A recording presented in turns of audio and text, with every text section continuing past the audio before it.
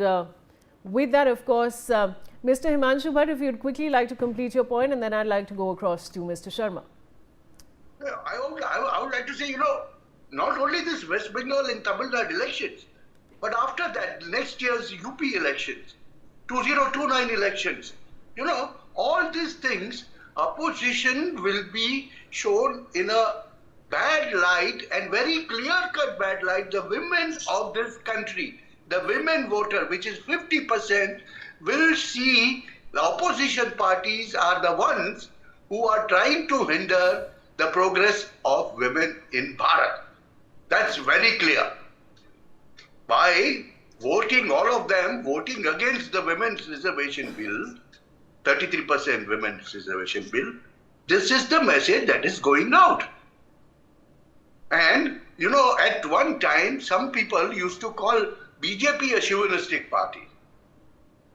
But now, it is proved who is what.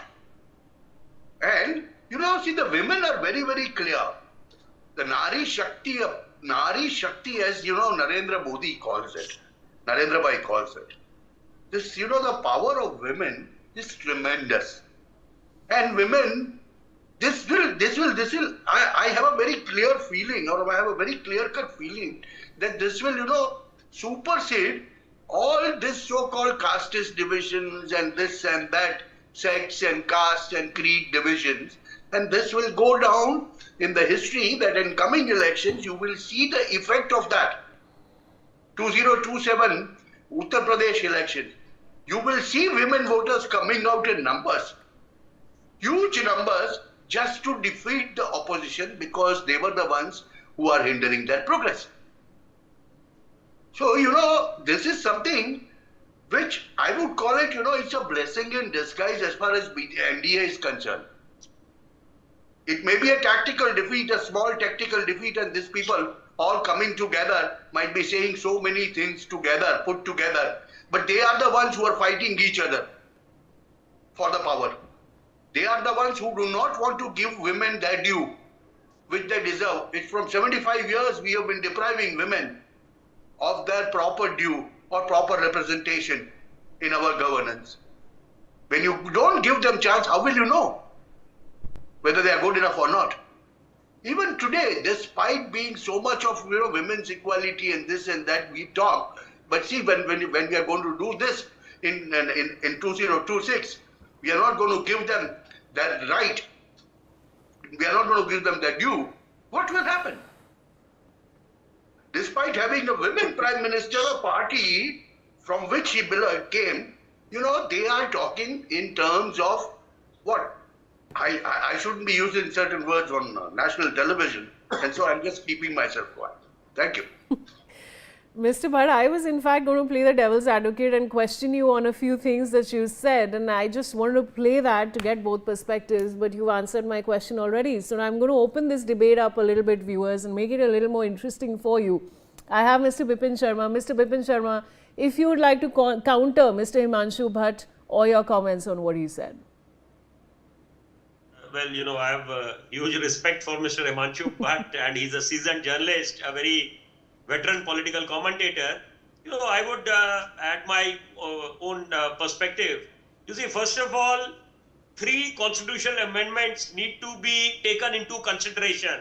The 73rd, 74th constitutional amendment, when, pertaining to the 33% reservation for women in the Panchayati Raj institutions, and done by none other than the erstwhile Prime Minister P.V. Narasimha Rao from Congress, Grand Old Congress Party. Then 106th Amendment, which was done in 2023, Nari Shakti Vandan Adhiniyam. And then not to forget 2026, the 131st Amendment, which of course the bill was defeated yesterday on the floor of the House. But let us not forget that first thing, when the Home Minister made it amply clear, assured all the members of the House that this aspect, this component would be written in the bill, that 50% increase, proportionate increase for all the states on a pro rata basis, then why this uncalled apprehension? Why were the opposition members wary of this particular move by the ruling dispensation, the NDA. I think that is the moot point which the message has gone to the people of the country. I am a neutral commentator. So, but I would stick my neck out to say the following. In the present day scenario, Mr. Himanshu Bhatt would definitely agree with me that all our political leaders, be it the MPs, the MLAs, the councillors, the corporators, they have to perform beyond their, the political boundaries. They cannot refuse their voters, their people, if they approach them with any problem. Gone are the days when the state elections were governed by only Bijli, Sadak and Pani. Now people have huge expectations from their political representatives. So I think one vote, one value, that needs to be borne in mind. That is what the Honorable Home Minister put across on the floor of the House yesterday, that the opposition is not respecting the actual ideals of the Constitution, because the very concept of democracy, if it is not adhered to, then the very essence is lost. Because you must understand, we must appreciate the fact that if you don't have a proportionate number of MPs, because for example, if a particular constituency has 1 lakh voters and it is represented by 1 MP, and the other constituency has say about 5 lakh voters, then how would that MP do justice to the various issues, problems and causes of the electorate of his constituency? So this is the point which the ruling dispensation brought to the fore through the medium of this particular bill. And but then opposition went hammers and tongs. They said the electoral map of the country is going to be redrawn by BJP because they want to nurture, they want to foster their political ambitions, which according to me is not the case, because there is much more to it. Because women empowerment, if that is not given its due importance, it is not actually fructified, then I think how can we realize our very ambitious goal, dream of Viksit Bharat? Because women of the country, there is no second thought that they are to play a very pivotal role, and they have been playing a very pivotal role all these years post-independence. So I think the bill may have been defeated on the floor of the House yesterday, but we are optimists, and we definitely believe that the day is not far when this bill would actually when the other members of the House will realize the importance of this particular bill. All right, I also have now Mr. Sukumar Parajoshi, Advocate Supreme Court, joining me. Mr. Parajoshi, this is of course now all sides, the opposition, the government, everybody is now coming up with all kinds of reactions. The BJP is staging a protest. Now, what do you have to say? What is your take? Good afternoon. In fact, I am totally apolitical, so those things will be a little difficult for me to say. But the defeat of the Constitution 131st Amendment Bill 2026 is more than just a legislative setback. It's a moment for serious reflection. And what I'm more concerned is it's the empowerment which I think we all are talking about and which is the need of the hour. It's actually delayed. The women empowerment in this country is actually delayed, much delayed. And losing this kind of an opportunity again, because we have been hearing for ages now that this bill will be there from, and now of course the representation about 14%, but not as a matter of right, as by contesting. So that was to come to 33%, and this setback comes in the backdrop of this Nari Shakti Bandhan Adhiniyam. It really raised hopes across the country that this time definitely it will be done and things like that. But now I'm still little optimistic that I think the conversations will be much more focused, and though in fact in the legislative, in the parliament it has failed because of the technicalities, of course. Majority, in fact 2/3 majority was required and it was not there. But I am sure that the awakening will be much more, and I think this will sooner or not later, I think sooner only it will come back again with more vigor. That's my hope. And this empowerment, which is legitimate and which is the wish of everybody. In fact, most of the men in this country, they also want to see their daughter and mothers and sisters to be equally empowered. I think a great beginning, and it will be more achieved by this failure than you must be thinking that the failure itself has in fact lost all hopes or something. I think, but I take it that this is a point which probably will strengthen the movement, and very soon this will be, I think, achieved. I'll just share with you, I'm in fact a bar leader, as you know, in the Supreme Court. I contest elections. Now, in fact, though we have no law in that, but the Supreme Court itself has taken unto that in all the bar elections, there is more than one-third reservations. And on technical, very key posts, like for example, secretary. Secretary is a very key post in any bar association. So most of all over the country now, that's reserved for women.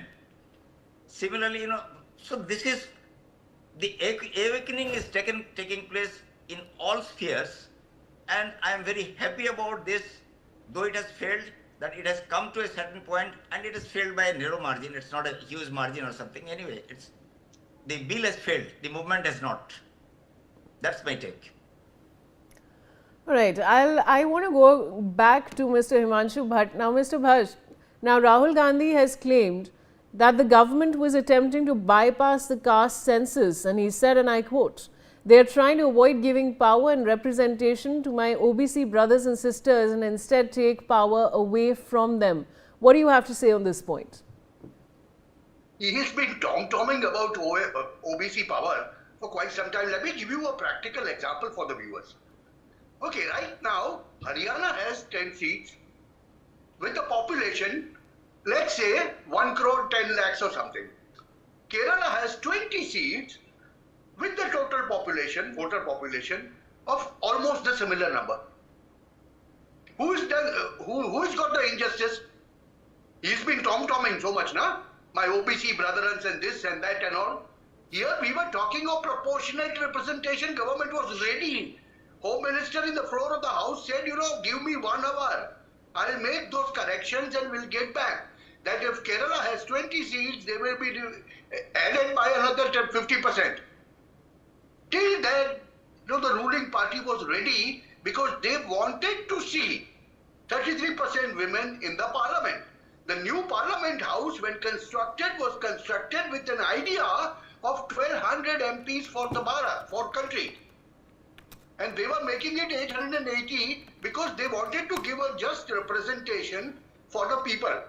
It's something like this. Now today, at an average, when 25 lakh people are represented by an MP, instead of that, if we have 880 MPs who represent 12 to 13 lakh people, what is better? It's as simple as that. That's one thing. The second thing is 1/3 representation of women guarantees certain things which are not in the minds of the male population. See, it's something like this, the Gen Z women, youngsters, urban women, who will be looking at this as a lost opportunity. Because this is something, they think that if we get an opportunity, we will be able to make the law. For a developed India by 2047, you require 100% population to be efficiently working. I'm using the word efficiently working.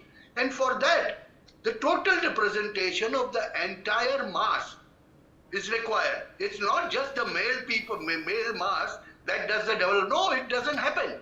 You go in ISRO and see. What is the number of women there? More than 50% probably. You go and see some of the biggest critical IT industries. How many women are working there? See, when you talk of equal representation, Rahul Gandhi has been tom-tomming so much about caste census and this census and that census. Government was ready even, to delink the census. They had not linked the census with the delimitation process.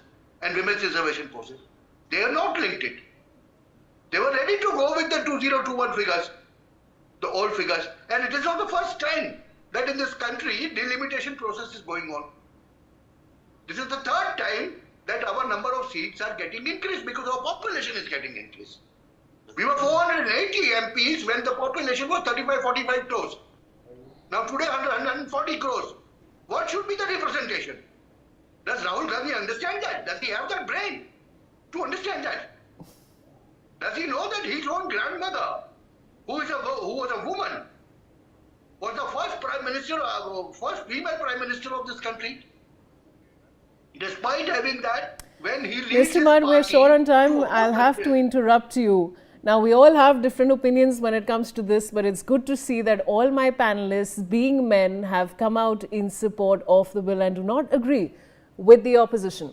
Mr. Bipin Sharma, Mr. Himanshu Bhatt, Mr. Sukumar Pat Joshi, thank you so much for joining me on